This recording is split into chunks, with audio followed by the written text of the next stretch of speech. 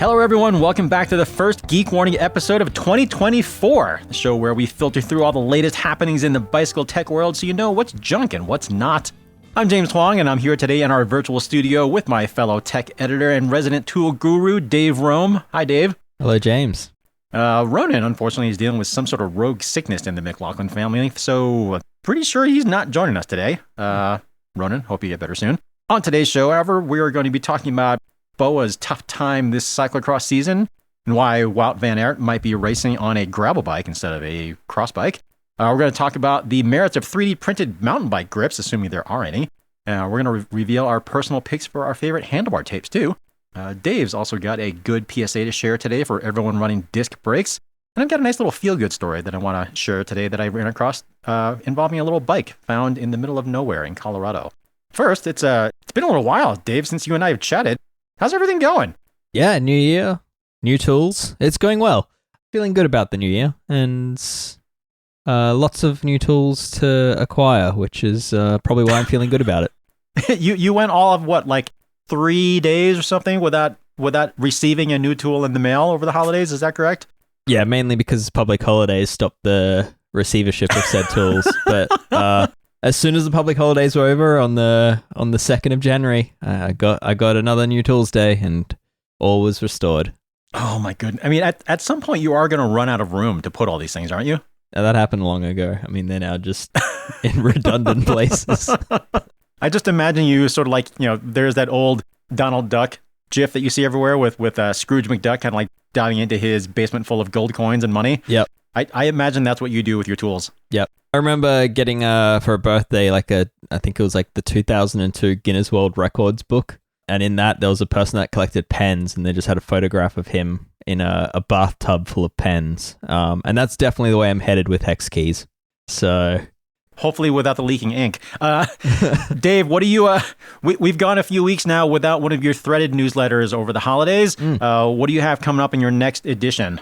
Currently working on finally tackling a topic that is honestly the topic I get asked about most in DMs, which is cartridge bearing tools. And it's a category that's pretty difficult to cover because there's a lot of nuance to it. So I'm breaking it into 2, maybe 3 parts. The first part is all about the fancy world of removal tools. And to be honest, I don't think it's a category that's widely applicable to the DIY market, just because to do it right, there's a lot of expensive tooling. But hopefully it's interesting to see the specialist tools that are around for very specific tasks. And yeah, hopefully the professionals can up their game as well by reading that. So yeah, I'm enjoying writing it. So hopefully you enjoy reading it. Interesting. Do these tools involve more than a hammer? They do, yes. And that is covered, actually, the idea of why I prefer tools that don't use hammers. Interesting. And it might not be solely the reason that people assume. Okay, all right. Well, Dave, your threaded tools and workshop newsletter is available to anyone. You just have to head to the website and sign up. Ronan, however, for those of you who don't know, has his own podcast called Performance Process. It's very important to call it process, not process. That podcast, however, is available only to Escape Collective members. We're still running our holiday promo where you can get a free t-shirt with an annual sign up. So just head over to escapecollective.com/Christmas to become a member. And then you'll get unlimited access to all of our written and podcast content, as well as an invitation to our members only Discord channel, where we promise you will absolutely never, ever be mansplained by anyone. I think that's a promise I can actually fulfill. And again, as a reminder, that's escapecollective.com/Christmas to sign up for that deal. And yeah, make sure you head over there before that promo ends. And the best bit is you can choose your t-shirt. Oh, I knew you were going to say something about that. Yeah, you're not even forced into just having a black medium shirt that says Escape. There's a whole range of shirts, and James currently on camera is showing me his Park Tool 3-way hex key, and for people that don't like those tools, there's even a shirt that says worst hex ever in association with the 3-way, which I will be proudly wearing. I'm not sure that I share your opinion that it's the worst one, but there are definitely other ones that are better. Anyway, let's get on with this show here. First up, we're a few months into cyclocross season, and Escape Collective contributor Cosmo Catalano has noticed what seems to be a kind of an unusually high failure rate for BOA shoe dials. He's noted that on at least 4 separate riders and at 4 different tracks over the last few weeks. So BOA shoe closures are obviously nothing new. I mean, they've been in cycling shoes for actually more than 20 years now.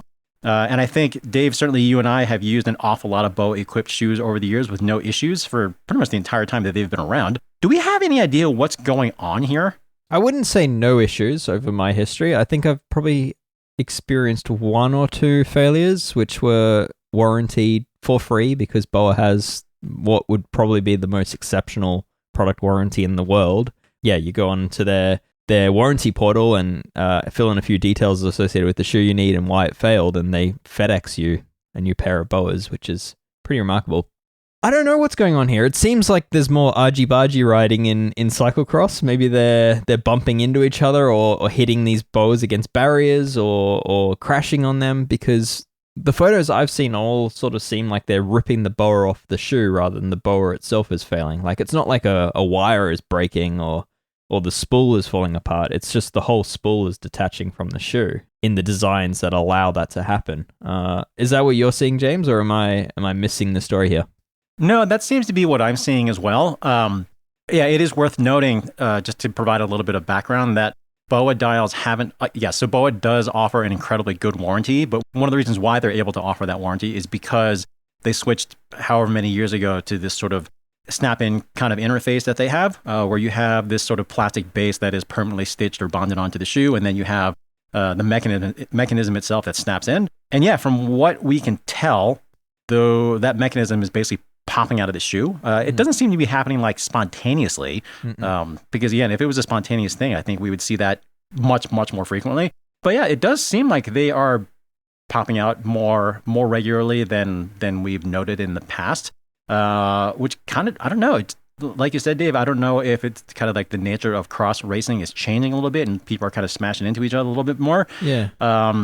It is a little unusual because typically they have been quite reliable, actually. I'd say certainly if for no other reason than the fact that if they weren't very reliable, then we probably wouldn't see them as often as we do. I mean, they're basically like the default closure mechanism in any sort of like mid to higher end shoe. I certainly don't think it's enough of a failure rate to prompt companies to kind of look away from BOA. Yeah.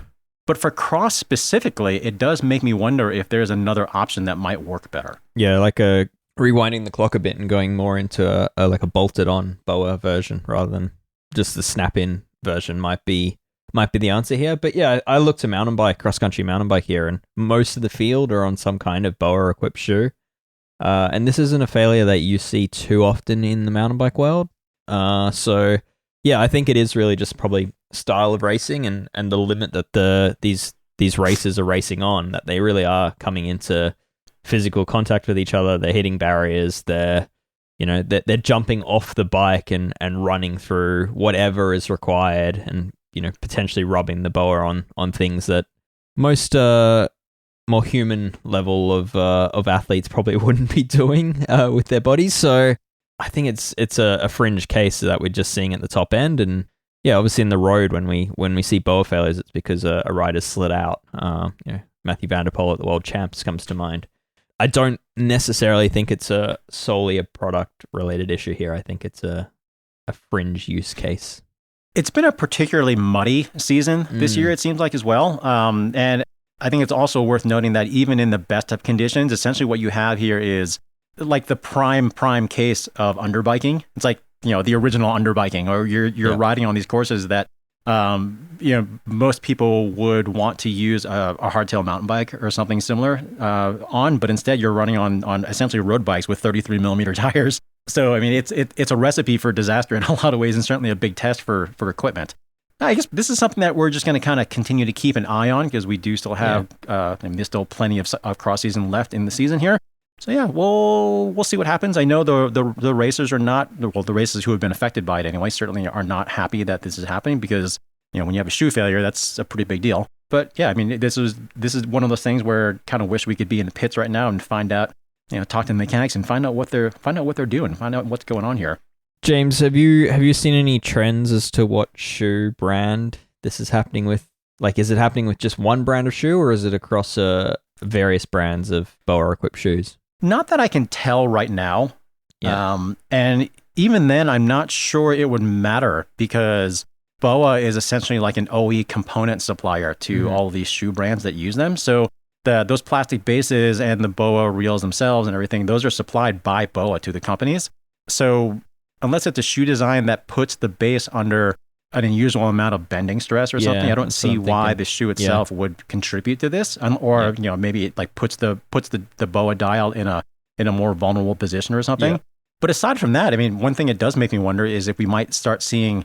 Obviously, we have cross-specific bikes. Like, might we see cross-specific shoes? I feel like we've seen that in the past. Kind of. I mean, they're basically cross-country mountain bike shoes, but I'm wondering more in the sense of like minimizing this sort of thing. Like, if it becomes something that is more prevalent and brands and riders still want to use BOA closures, like this makes me wonder about.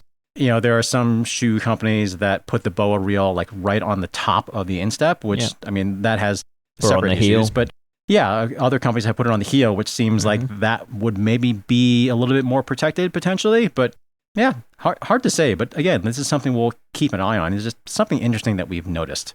If only though, like a simpler means of shoe retention with like, I don't know, something that perhaps used a hook and loop style design or strange, or with strings, like, something where you tied a knot. Yeah. Anyway, let's move on. Well, maybe in the future. Like we never rule out any technological advancements, Dave. But speaking of cyclocross, we've also noticed that Jumbo, I guess it's Jumbo Lisa bike now these days. But Jumbo Lisa bike rider Wout van Aert has been racing occasionally, not on his usual Cervelo R5CX, a cross bike, but rather a Cervelo Aspero gravel bike. So we've reached out to Cervelo to ask about this, and they were going to reach out to the team, and unfortunately we have not quite heard back about it yet. But we do have some theories, or at least some thoughts on why this may be. So one thing that I'm wondering about is, as I mentioned just a minute ago, this has been an unusually muddy cross season, even for a European cross. And it's a very small difference, but that Aspero does have a smidgen more mud clearance than the R5CX, since that R5CX is only designed to run with a 33 mil tire. That Aspero, however, is designed to run a bigger tire and still maintain a lot of clearance. Again, the real world difference isn't that much, but in those sorts of conditions, I'd imagine any little bit might be helpful. That would be my guess. That would be my guess too. But again, like because the difference is so relatively minimal, it also makes me wonder if the geometry is playing a role here, because the steering geometries between those two bikes are pretty similar, like very similar trail figures. And assuming Van Aert has sized down on the Aspero to maintain a similar stack and reach, which I'm guessing he probably has, bottom bracket on the Aspero is like 13 mils lower than the R5CX, and the chainstays are also 5 mils shorter. So maybe there's a handling component to this as well, which the bottom bracket thing kind of throws me a little bit though, because the reason why so many European style cross bikes have such high bottom brackets is specifically to deal with all the mud. Given that this has been a particularly muddy cross season, you would think that the lower bottom bracket maybe wouldn't be a desirable thing. But there's got to be a reason why he's racing that bike instead of the R5CX. You say steering geometry is the same, but is like the head angle and all that the same? Isn't the Sparrow like a longer front center bike? For a similar size, okay. But in a similar size, it also has quite a taller stack. Which leads me to believe that he probably has sized down to maintain a similar fit. Yeah, because my thinking when you started talking geometry is that if you think about the level of technical ability at pro cyclocross now, like you've got Tom Pidcock, Olympic mountain bike champ. You've got Matthew van der Poel, mountain bike slayer, but allergic to 3-foot drops. But these guys are at a pinnacle of technical ability, and Wout van Aert doesn't come from mountain bike. He doesn't race mountain bike, and I wonder whether he's looking for something to fill that perhaps gap in confidence to descend on that limit. I mean, he comes from cyclocross, so I'm not trying to take away his technical abilities here. He clearly does stay with them on the descents, but I'm wondering if the level's just that high that he was just looking for some kind of advantage that just gives him that next level in confidence. But I'm speculating wildly here, so I'm going to stop. I mean, that was definitely my initial first thought, that Aspero's kind of longer front center and like a little bit, more rowdiness friendly handling might be something that he's looking for given those conditions. I really do wonder if he has sized down. But regarding the handling thing and like the skill level and that sort of thing, I actually think that there's more skill to be gained and learned in racing cross at that level than there is in mountain bike, just in the sense that, again, you are so severely underbiked that you have you can't lean on the equipment nearly as much as you can in mountain biking to kind of get you through some of these tougher sections. And granted, cross courses are not as rocky and not quite as extreme as modern cross country courses, but you are sliding around an awful lot in cross bikes. And I think it's no coincidence that Vanderpoel, I guess in particular, has done so well in mountain biking. Yes, aside from the drop in Tokyo that he supposedly didn't know was going to be there, but aside from that, his handling's pretty solid. Yeah, and Pidcock as well. Like Pidcock, I mean, rode a lot of mountain bikes as a junior, but it certainly wasn't his discipline of choice, and he's an exceptional bike handler. And Puck Vertus in the women's, who dominated the 2023 Mountain Bike World Cup season. Yeah, cyclocross racer. So yeah, I think you're right, James. I think the skills earned through cyclocross are some of the best. Again, we haven't heard official word from Cervelo or the team, so again, this is all just speculation. But yeah, something interesting again to note in the World Cup cross circuit right now. All right, moving away from cyclocross, this next bit of news might not seem all that consequential, and on the surface, it's not. Lizard Skins, they've announced a new set of mountain bike grips called the 3D GRP, which, as the name suggests, is 3D printed using the same. They're actually using the same OE manufacturer that Physique and Specialized use for their flagship saddles. Carbon. I really like Carbon. Yes. Is it? It is Carbon with a C, right? Yes. I think I'm pretty sure it's Carbon with a C. I really like most of the 3D printed Physique and Specialized saddles that I've tried. In particular, how incredibly cushy they are. I mean, they just have a lot more padding thickness than what you typically find in a conventionally padded saddle. But I find it really interesting that Lizard Skins makes a big deal about how these grips are made, but they don't say anything at all about what supposedly makes them any better than conventional ones, particularly given that these 3D printed ones are like, 2 to 3 times the price of kind of more conventionally made grips. So the only thing, but still a tenth really of the price of an S-Works saddle. Yes, okay. But the only thing Lizard Skin says, it's super vague and like markety speak sort of thing. It says, quote, these will take your ride to the next level, unquote. What the heck does that mean? So, I mean, I'm all for next generation manufacturing methods. Yeah, I'm all for next generation manufacturing methods when they're warranted. But does this kind of feel like 3D printing just for the sake of being 3D printed? Yes, it does. I don't know. I think I look at it and yeah, you've got, using the saddles as an example, it gives you zonal comfort, I guess. So some sections are more densely padded than others, and some, where you don't need dense padding, it's more squishy, I guess. And these grips appear to be working on that theory. In the past, you could do the same with rubber grips or silicone, where you just basically add material or change the pattern on the grip. You'd use ribs or sipes or whatever it is to change the density of that rubber. But yeah, I mean, this just appears to be going a different way on it. I'm curious to try it. I'm also very skeptical as to whether that's going to be of benefit. Yeah, I mean, like I said, having ridden several of those saddles from both of those companies, I'm intrigued, but I'm not like $50 for a pair of grips intrigued. Fair. We'll see. Maybe I'll try get my hands on some. And yeah. Kicking off the year with the puns already. What I think is a little frustrating for me is just knowing how much potential there is in a 3D printed mountain bike grip like that. But I suppose it's the sort of thing that maybe just isn't conducive to mass manufacturing, because one of the things I do really like about those 3D printed saddles is, each of those companies makes them in different shapes and sizes, and they kind of have different characteristics and whatnot. And Lizard Skins, maybe they're sort of perhaps just testing the waters to see what the reception is like on these. There is obviously all sorts of potential for different shapes and different padding types, and as you mentioned, like zonal padding, densities, and that sort of thing. But none of that stuff is mentioned here. Yeah, which kind of leads me to believe, it makes me think that Lizard Skins approached Carbon and said, hey, can you make us a mountain bike grip? And Carbon was like, okay. And that was kind of the end of the conversation. Yep, I agree. It almost feels as much as like a promotional tool to just get lizard skins back in discussion as it does as more than it does as a product they're actually trying to sell. Maybe. And yeah, I mean the manufacturing method just, it's not like they have to commit to 1 million of these. So right, technically speaking, you really only have to make one. So like not even one pair, just one. Yeah. Yeah, I'm sure there's more than one pair around, but who knows? You're fine. Maybe like 3 or 4. Yeah. 5. Yeah. All right. Let's wrap up the news just for this little bit. Let's take a quick break and we'll come back in a minute.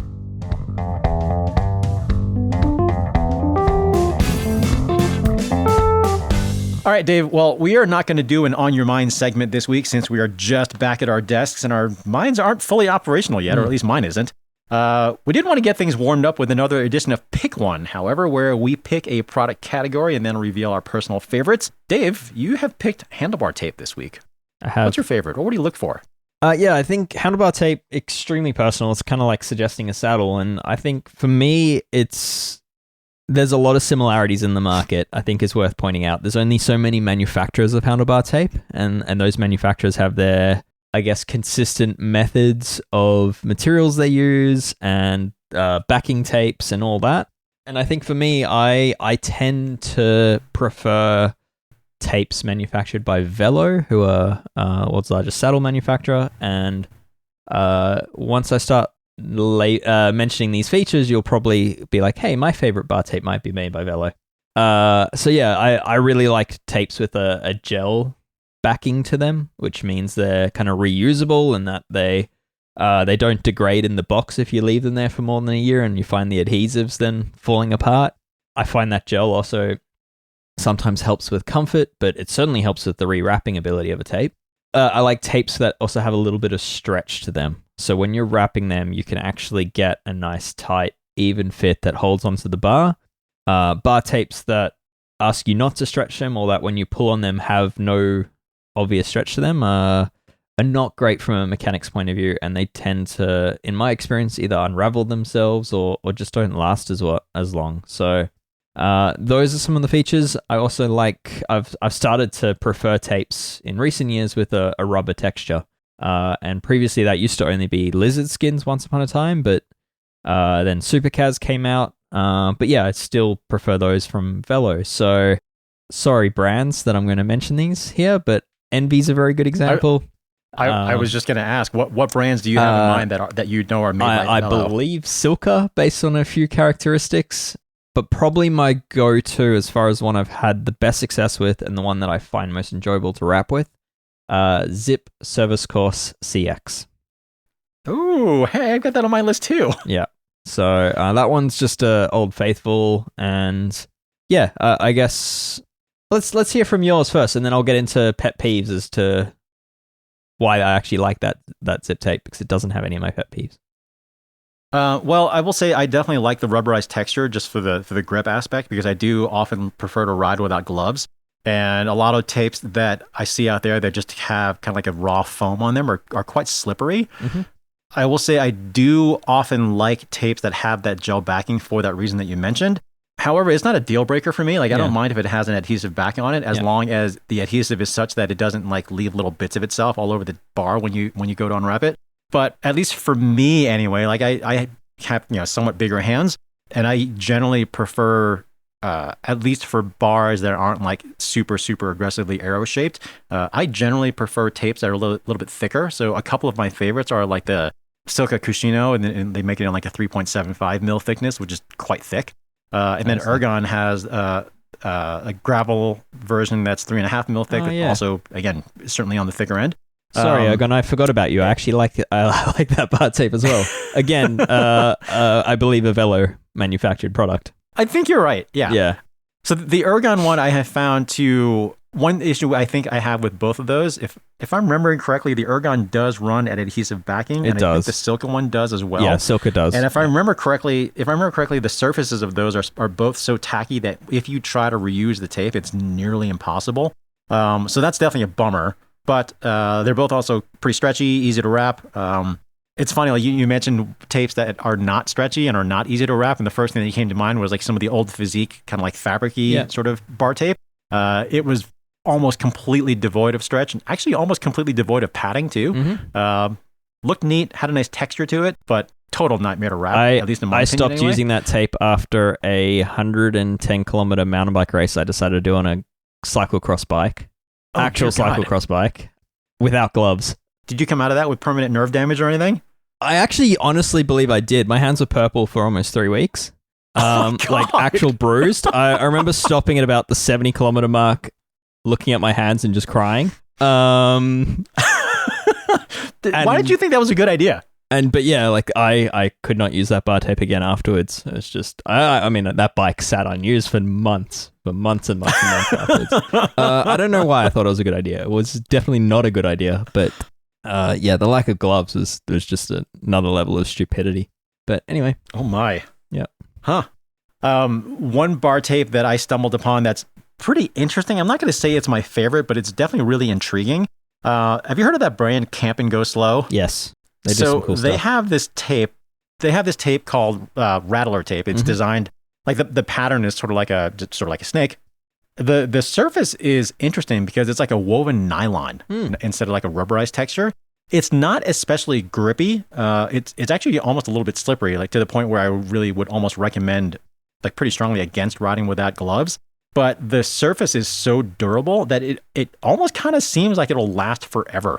Yeah, there's some cotton tapes and nylon tapes around that will outlast a modern group set, that's for sure. Yeah, for me, I still prefer a tape that has more grip, because from the mountain bike world, what you learned is the more grip a tape has, the less you have to hold on, and then the less fatigue you get. So, if you're not having to death grip a handlebar, your muscles are more relaxed and you can absorb the impacts better.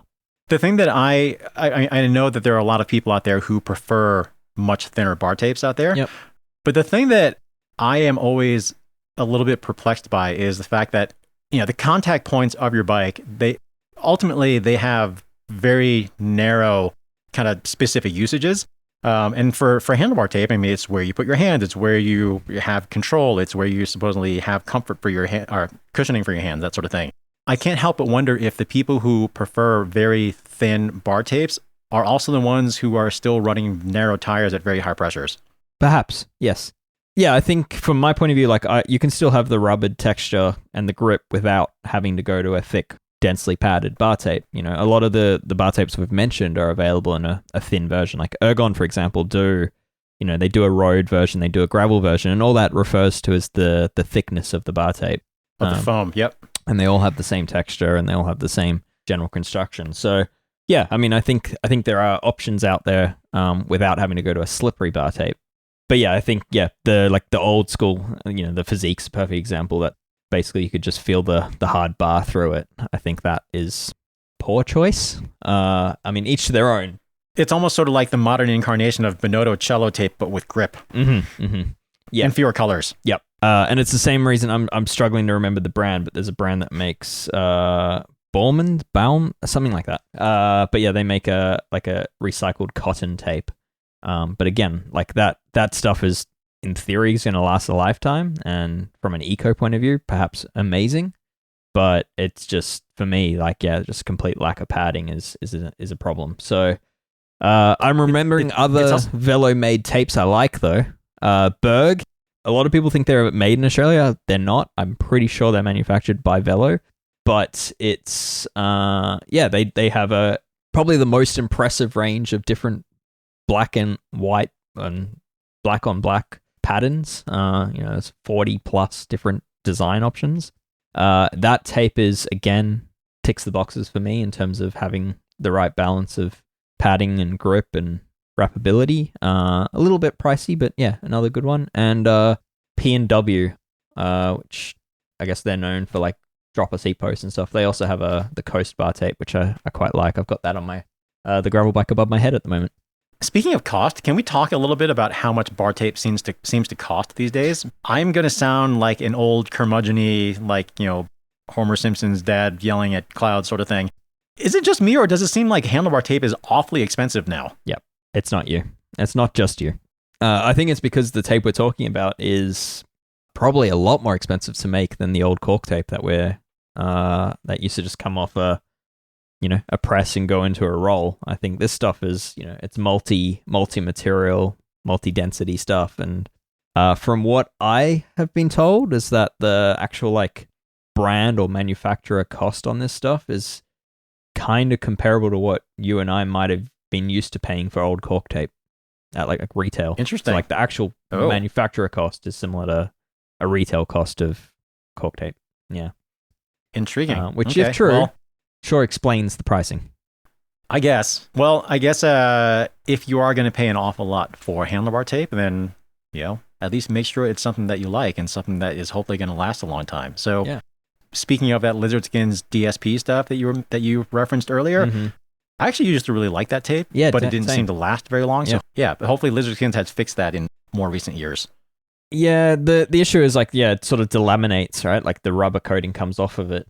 I believe a lot of that durability issues are related to the way you wrap it, which is they specifically they say to not stretch it too much. They say not stretch it, but you kind of can't help yourself, like and you kind of do stretch it. And I think that kind of breaks the tape apart a little bit and allows it to delaminate. But yeah, that goes back to the issue of like tape you can't stretch is harder to wrap and just more annoying from a mechanic's point of view. So yeah, it sort of comes back to that same problem. Another pet peeve of mine though, I'm going to get this off my chest, which is, if any brands listening, can you please start providing more length to your bar tape? Oh yes, definitely. Too many brands. I'm not even going to name anyone because it's almost everyone. Don't provide adequate length for the way bars have changed in shape or grown in width. So this especially applies to gravel bikes with wide flares. It especially applies to modern road bikes with deep aero tube shapes. Yeah, too often you're having to be ultra careful and sort of perhaps skimp on the overlap of the bar tape in order to achieve the appropriate distance into the bar to wrap a bar. Some older school tapes are really bad in this regard. Some newer tapes are actually just fine or pretty decent. But yeah, I think as a rule, everyone should just add more length. It's kind of tough though, because on the one hand, you have this trend where handlebars are getting much narrower, at least on the road. And then you have these arrow-shaped bars where a lot of people just don't tape the tops at all. In which case, you almost have twice as much tape as you really need. But then you have other situations where, like you said, you've got gravel bars that are extra wide with lots of flare and so on and so forth. And then if you take one of those and start at the end like you normally would and wrap kind of close to the stem as you normally would, I mean, you need almost twice as much bar tape as you typically would. Yep. Random product idea then. Why doesn't someone do a road aero bar tape, which is like, it just gives you half the roll length and doesn't charge you nearly as much? Well, no, Dave, it's faster then. You can charge twice as much. Oh, yeah. You're getting your marketing all wrong here. Sorry. Yes. A much more expensive with less bar tape. Exactly. It's lighter. It is lighter. Yeah, especially in the box. The box is lighter. Therefore, the product's lighter. Done. Oh, no, you can put it in an extra premium box. You can have your unboxing YouTube video to share with people. Yeah. Anyway, that's we've gone off the rails here. Yeah. James, I'm going to stick on this topic for a little longer. What's your preference for bar plugs? Oh, bar plugs. Interesting. On a road bar. Let's ignore mountain bikes for now. I still am a fan of kind of mountain bike style, just sort of like press them in kind of plugs. I know that a lot of people like ones with, pretty aluminum ends and, expanding wedges and whatnot. And those are fine. But yeah, I still like just the good old fashioned, just sort of like pound them in sort of bar plug because they work. They're light. They're cheap. They don't seem to come out when they're properly sized. And if you were to lay down your bike, they don't get like completely scratched up and destroyed like an aluminum one would.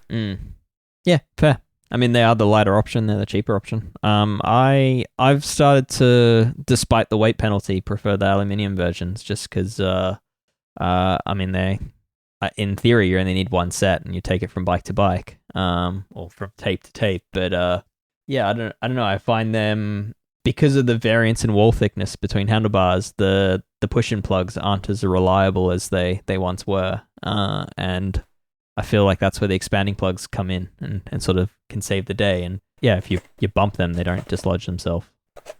I will say that one thing that I have just recently started playing with, or I guess just recently received that I'm going to start playing with. Hold on just a second here. I'm going to show this to you on camera here. Yes, show and tell. This the perfect format for a podcast. Perfect format for a podcast. I'm still playing with rear view mirrors on the road, and the folks at Bertha, this little company in France, I just got a little bar end mirror from them. So if this thing works out, I may end up just only requiring one bar plug. Did you ever see yourself testing mirrors? No. Sorry, that was a bad pun. Can't say that it did. That actually looks quite clean. Surefire. Looks like a smart design. It better be. It was quite expensive, even at the discount that they gave me since I'm doing this for a review. Oh, okay. Anyway.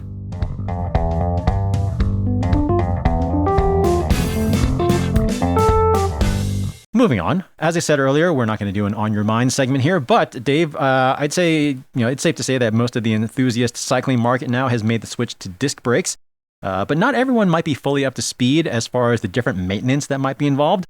There's a few things with disc brakes that I think there's knowledge gaps on. Disc brake bed-in is one. Again, this is going to be a running joke, but I am still working on that same article I was working on 6 months ago. I think not pushing your dirty pistons back into the caliper anytime you want to change your pads is another all too common mistake. And then the other one, which is related to this PSA, is far too often people wear out their brake pads, replace the brake pads, and completely ignore the rotor, which is the other half of your braking surface, which is also a wear item. And if you look at the little writing on your rotor, it'll mention a minimum thickness. And that minimum thickness, or should I say the wearing toward that minimum thickness happens a lot quicker than most people would assume. I would say in most cases on a road disc brake, when you're running the resin brake pads that say SRAM and Shimano come with, you're probably looking at 3 sets of brake pads before you hit the minimum thickness on a rotor these days. So yeah, that's for Shimano off the top of my head, it's 1.5 millimeters is the minimum thickness. The starting thickness is 1.8. So you're not talking about a lot of wear here. So yeah, that's the PSA, is measure your disc rotors, because ignoring them affects brake function. It sort of stresses the caliper by having to push the pistons out too far when you wear your pads. It draws too much fluid from the master cylinder. And in severe cases, once they're really worn, the rotor brake track just completely separates and death ensures. So yeah, it's a good one to measure. As far as measuring them, I always recommend trying to measure from the center of the brake track, because depending on how your caliper's set up, you might end up with like a top lip on the rotor, which means if you just put a tool straight over the top of the rotor, it'll probably give you a false reading. So ideally, you want a thickness gauge or a micrometer or something that lets you measure from the center of the rotor. For those that don't want to spend a lot of money on a thickness gauge or similar, there is a dental tooth measuring tool called an I-Wonson spring action gauge, which I'm looking at it in Australia is $8 with free delivery from eBay. And that will actually get you a good measurement. Also good for measuring old rim thickness as well. Gets behind the hood. And teeth, I guess. And teeth, yeah. I mean, if you want to get a crown made, you can bring your own gauge to the dentist and they'll be like, get that $8 gauge out of here. I'm not... Yeah. Dave, you have any recommendations on anything that people can do to extend the life of their rotors? Extending the life, I mean, brake bed-in is a critical step to ensuring that you get the best performance from your rotors and therefore best life. Otherwise, yeah, not riding your bike is probably the other option to really extend the life of your rotors. Braking less? Go faster. Simple. Yeah. James, I don't know. Do you have any tips in that regard? I don't. I mean, aside from just sort of like, rotating your riding between multiple bikes, because if you have 2 bikes, your rotors last twice as long, right? Yeah, I mean, it's the general advice of like, if you ride in bad conditions, wet, muck, grit, soggy conditions, expect to replace bike parts more often. I think that's probably the main takeaway is it's those wet conditions that'll rapidly wear down your brake pads, and if your brake pads are wearing down, so are your rotors. So yeah, just if you are wanting to ride in wet, and whether it's necessity through commuting or just because you ride year round, yeah, just budget for it, because you are causing increased damage to your bike. All right. Well, thankfully, rotors are a lot cheaper to replace than rims. So Easier. There's a plus there. But yeah, and easier. Indeed. All right. Well, cool. That's a very useful PSA, Dave. So I've got a couple of little bits of news to share at the very end. But before I do that, would you mind if I shared a little feel-good story that I stumbled upon the other day to kick off the new year? So this was posted on a Colorado-based Facebook page. I think it was like Colorado Bicycle Sales or something like that. And the poster's name is Andrew Reed.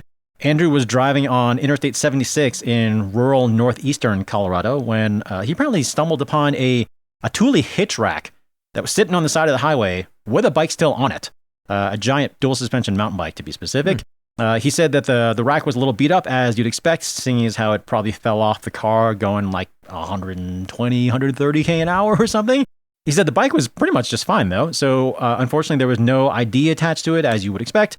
That said, he apparently took it upon himself to do a little detective work to find the owner. He tried to drop it off at a local police station, but he said that they kind of left him waiting for like 45 minutes, and then he just got tired of waiting and tossed it in the back of his car and kept going. Fair enough.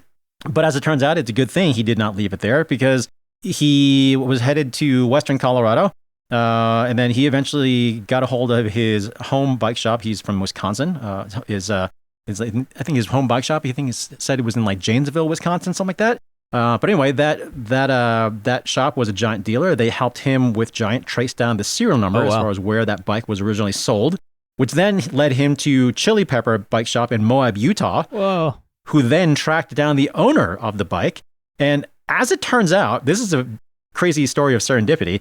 So as it turns out, the owner of the bike was driving an RV across Colorado and towing a Jeep behind it. And then the rack and the bike were attached to that Jeep. That explains it. And the driver had no idea the rack had fallen off. No clue. That explains how the rack falls off and you don't notice. Indeed. So by the time Andrew got in touch with him, turns out the owner of the bike was literally 5 minutes away from him in Grand Junction, Colorado. Yeah. I mean, for those of you who are unfamiliar with Colorado geography, Grand Junction is a good 5 hours west of where Andrew found this bike. So, needless to say, the owner was pretty damn stoked. And kudos to you, Andrew, for doing the right thing instead of just claiming the thing for yourself, because you definitely made that guy's day. Yeah, that's awesome. That's an impressive amount of work to get someone their bike back, and that's many good karma points earned for that. Indeed. How far do you think the person drove before they realized the bike and rack were just not on their Jeep?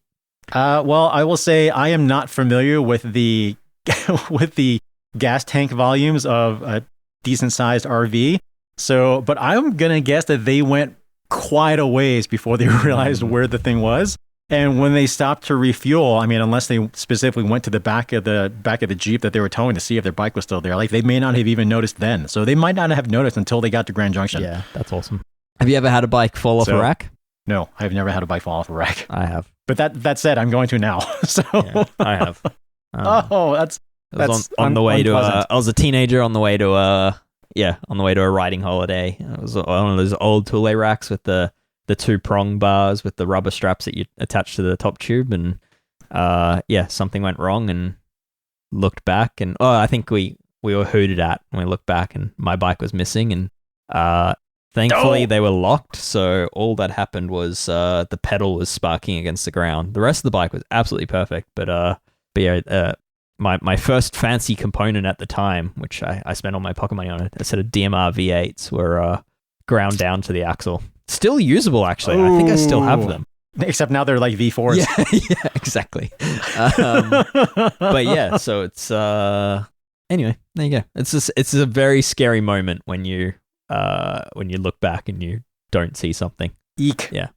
Yikes. Well, it sounds like you got off lucky with that one. But yes, I guess we can feel free to toss in another PSA here for anyone who is running a hitch rack. Head out to your car right now and make sure the thing is tight. Right, and make sure your hitch pin is properly tightened and locked and whatever. Very unpleasant if that thing falls off your car. Mm-hmm. Maybe more so for the people behind you. All right, last few little bits of news before we wrap up for the week. If you're a fan of power meters on the mountain bike, Rotor has got a new option for you. They got a version of the InSpider that is designed to fit on current generation Shimano mountain bike cranks. It's a spider-based setup, dual-sided. It's only 99 grams, pretty good. Uses a 4x100 mil BCD. and fits oval around chain rings between 30 and 36 teeth. Kind of expensive. Yeah. Kind of $750 US without rings. But it does look like a pretty good product. Rotor has a pretty good reputation when it comes to their power meters. And if you're looking for a dual-sided option for mountain biking and you don't want to run power meter pedals for whatever reason, that is or a SRAM crank. These rotors look like or this rotor looks like a good way to go. I'm on the intrigued by this product, and I really like everything about it except for the proprietary size chainring that they're running. So at the moment, Rotor are the only ones that make chainrings for this. Hopefully with time, if the product's a success, you'd imagine the likes of Wolftooth would join them. But for now, you've got one brand of chainring to choose. I mean, thankfully, in my experience, Rotor chainrings have been pretty good. So there's that. And at least they make them in a lot of sizes. So at least they're not just limiting you to like one or two or something like that. On the road, we've noticed Kask has a new aero road helmet that's being worn by the Ineos Grenadiers. We don't really have much information on this thing at all, aside from the fact that the top of the helmet actually partially covers the top of the rider's ears, presumably for aero purposes. So again, we don't have any official info on this. We haven't gotten anything from Kask yet. So we'll find out, I think, sooner than later, given that the road racing season is just about to kick off in a couple weeks, actually. That one looks intriguing. I so want them to call this the Dumbo. Dumbo being the character, the elephant that used to fly with its ears. There might be a licensing issue with that. Yeah, you're probably right. Anyway, all right. Oh, man. Speaking of road, I know we have talked about this in the past, but Bora-Hansgrohe has now officially confirmed that it is on SRAM components and Hammerhead computers for the 2024 season. And finally, for those of you who are fans of Chris King hubs and are looking to get yourself the new Shimano GRX 12-speed gravel group set, Chris King has just added a Microspline driver body option to its R45 disc brake hubs. Oh, cool. More options are good, I think. All right, Dave, well, if you don't have anything else to add, I think that'll do it for our first Geek Warning episode of 2024. Couple of very, very quick announcements before we sign off. As I mentioned earlier on the show, don't forget to sign up for Dave's Tools and Workshop newsletter called Threaded, and also for Ronan's new members-only podcast called Performance Process. Very important not to call it Performance Process. I think that would bother him a lot. In Ronan's podcast, he dives deep into all the gear and training optimization you need to go faster. Oh, Dave's putting up his finger. What you got? Keep going. Sorry. Oh, okay. We also have members-only episodes of Geek Warning that'll run every other week on top of the regular weekly shows, so definitely don't miss those either. And yeah, as I mentioned earlier, we still have that holiday special going, so if you have been on the fence about signing up for Escape Collective, now is the time to head over to escapecollective.com/Christmas to claim your free t-shirt with an annual membership. And if that is all still too much to ask, the least you can do for us is head over to iTunes and leave us a rating and review, since that actually does help more people find the show. Yes. And yeah, personally, just if you can, just send it to a friend that might like it, Mention it in the group Send ride. it to someone you don't like. Yeah, just send it to whoever. Yeah, send it to a cousin that doesn't even ride bikes. Start robocalling people. Yeah. All right, maybe don't robocall people. Just leave a post-it note on the office fridge. Geek Warning. Listen to it. Perfect. We should actually have Geek Warning stickers made up now that I think about it. Right. What I was going to add is Tour Down Under is just around the corner, which kicks off the racing season, and that's my local race that I always cover or haven't covered for the last few years, but traditionally always cover, which is a first look at all the new tech in the racing world, both men's and women's. But yeah, I guess the exciting announcement is that Ronan appears to be have booked flights and will be joining me on the ground. So expect banter in person with Ronan and I. Expect Ronan to really geek out on the race tech and me to try pull him back to reality just a little bit. And yeah, I'm excited for it. I don't think I'll be able to persuade him to bring a gravel bike instead of a road bike to Adelaide, but yeah, that's probably not a battle I'll win, so I might not try. Well, as a friend of mine likes to say, gravel is where you ride, not what you ride. So there you go. Ronan, go ahead and get those 28s on some gravel and see how it goes. Yeah. So anyway, he'll be keen fine for that, and yeah, it's a week out. So yeah, expect content to start flowing in 7 to 10 days. Perfect. And while you and Ronan are busy on the ground, I'm going to go ahead and go back on vacation. So sounds good. I'm just going to go ahead and check out. All right. Well, that'll do it for us this week. Thanks again for listening again. And we'll see you next time for another episode of Geek Warning. Cheers.